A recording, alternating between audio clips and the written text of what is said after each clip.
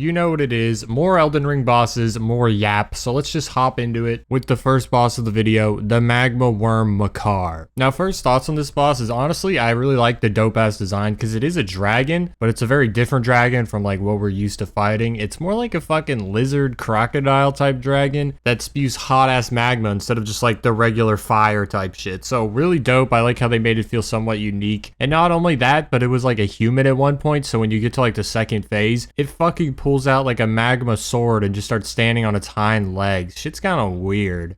It walks like a man.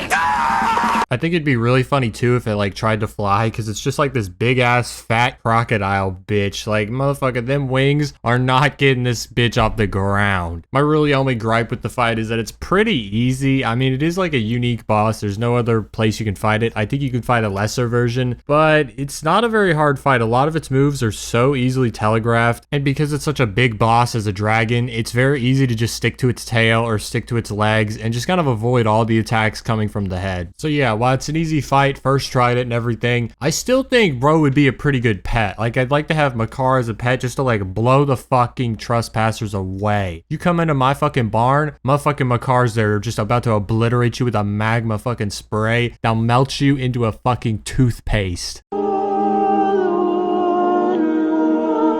And yeah, I would use you to brush my Mountain Dew stained meth teeth, and you would like it. With my teeth all clean now, we can go to the next boss, which is going to be the Ancestor Spirit. And you know, the Ancestor Spirit is pretty cool boss fight, but I always kind of think like the actual area of the Siofra River bank is a lot cooler than the actual fucking boss. Like, there's this sick ass area where like there's all these cool colors in the sky. You're kind of like underground, and it's like this old ancient city that's, I don't know, kind of abandoned and left there. And that kind of is implied in the Ancestor Spirit, you know, being an ancestor. But then like the fucking boss is just like a rejected reindeer from Santa's sled, and I could see why. Like, look at that weird ass hunchback, those overgrown fucking horns. Like, bro's got to get a trim. He's got to get the barber in there to trim them bitches down, fade his ass up, and I don't know, maybe do some fucking back exercises, like do some pull downs, do some deadlifts, get that shit built instead of just having a weird fucking camel hump on that hoe. Another part that probably also isn't very appealing is that there's a giant hole in its stomach, so maybe that might scare the kids. But the fight itself is also just pretty lame. I think I'm a bit over leveled for it because I was just hitting it for a bit too much for it to be interesting, but it still deals out a lot of damage, and its attacks are pretty cool. Like, it does the flying reindeer, you know, Rudolph type jump, and then it shoots magic at you, which kind of like acts as like a fire type thing where it stays on the ground and kind of burns away, but it can also hit you directly. And then like the back kick might catch you lacking, but not me, I'm different. And then like what's left? Like, it goes up in the air and slams its front fucking hooves down. Like, that's really all there is to the fight. Oh, the horn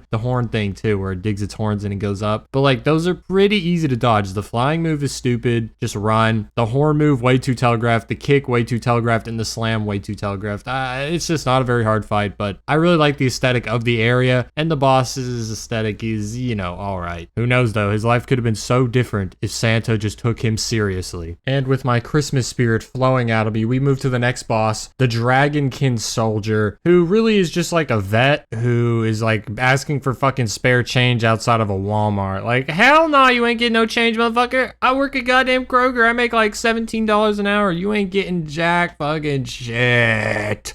Get a job. Spare coochie, ma'am.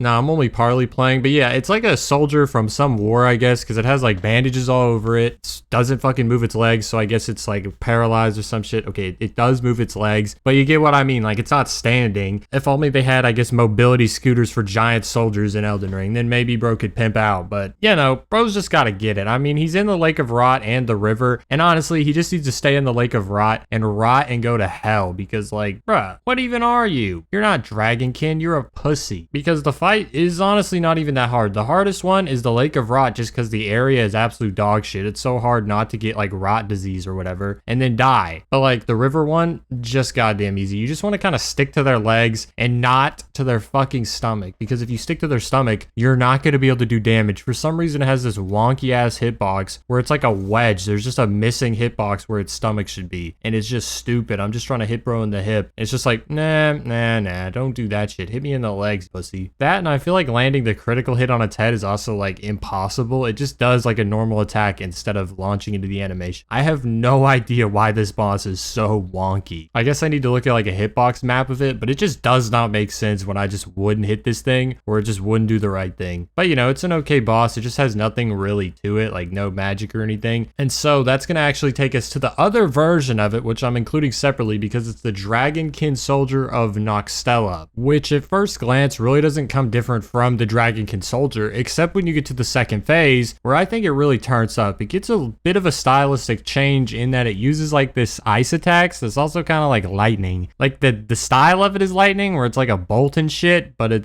does like frostbite and shit. So I think that's actually pretty cool, and I really think it adds to it, you know, gives it something of a unique touch, because before it's just like a Dragonkin Soldier that you just kind of take as like being a foot soldier for some war, but then you get like the ice side of it and it's like, okay, that's kind of cool. You know, we kind of fuck with that. The only weird part is like this is the only Dragonkin Soldier of Noxtella. There's no others, and it's pretty weak considering. Like you can go fight the other Dragonkin Soldier in Lake of Rot and it has like 3 times the fucking health, it feels like, and hits harder. So I kind of wish they did more with this one just because it is a cooler fight. But you know, I mean, it has something, and if you fight it early on like I did, it can be pretty dangerous. I died a couple times, but you can kind of just lock in and counter, bro. And at least this guy, like I would probably give him like $5 if he was ringing the Salvation Army bell, you know, because he can at least do like a cool party trick or literally obliterate you with the fucking ice lightning move. I mean, what's the other guy gonna do? Try to hit me? Nah, bro. You don't know about my light roll. IRL. I be light rolling everything. Mom trying to spank me because I was playing Mario Kart DS at 3 a.m. Yeah, fuck you, mom. Roll, beat the fuck out of her, just like my dad. Let's go. Gotta learn from your parents, boys. Beat the fuck out of your mom. Haha, all jokes aside,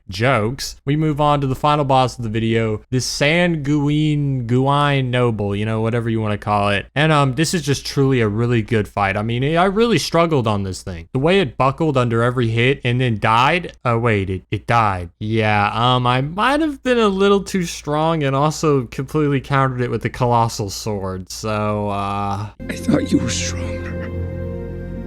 bonus boss, everybody. The 6th boss. It's a lucky day, all right? Drop hearts in the comment for the blessings of a 6th boss fight I'm bestowing upon you. And the real final boss of the video is going to be the demi-human Queen Margit, which is something of an okay fight. Nothing really to complain about or really get hyped about, but I do kind of like this developing of like the demi-human class of species here, because like what the fucking inbreeding is going on? How the fuck do you get this? What are we combining with humans to get this demi-human concoction? Like a horse, a dog? Like shit fucking me up. Then there's the whole like little detail of the transfer of like going full animal mode when she just like throws away her magic staff, which I think is a pretty cool detail to add, especially because it's like demi-human. Like no fucking animals out here using its little bitch ass magic wand when it has massive gangly arms and fucking anorexic legs. Really interesting. And also when it was like Margit, I was kind of thinking of Morgott, and I was like, huh, like is there any relation to this? Is this what fucking happened? Because Morgott is also like a mutated weirdo human. So, you know, a little bit of a game theory, but maybe he's mad because he's atrocious looking. He's ugly. He's like the Grinch, all right? Gotta wear that fucking mask because he looks so goddamn fucked up. And so he causes other people to suffer his pain. And so he makes these demi-humans by maybe having sexual relations with a dog. You know, we won't go there, but I went there. Because like somebody's gotta stop him, all right? He cannot be doing this. Shit be worse than what Mike Vick had going on with his dog fights. Like, nah, this is at least like 5 times worse, because if he's fucking them to breed demi-humans, that's just like truly the worst outcome for Morgott. And honestly, I'm reporting him to the FBI for this one. And either they'll find him guilty, or maybe we can just chalk it up to that the world of Elden Ring is falling apart. Why would I think that? Yeah, because there's demi-humans that look like this roaming around. They have rotting fucking flesh, and they all look like they have anorexia or something and just refuse to eat. And honestly, this is pretty much what happens when you tell a white chick with anorexia, just eat, lol. They just go fucking rabid, go animal mode. So it's all making sense now, actually. Forget the Morgott theory. New theory, demi-human just means that they don't eat enough. You're welcome, From Software lovers. I've solved the case. And that will do it for this video. Appreciate anyone watching. Let me know what you think about the bosses down below, and I will see you in the next one. Peace out.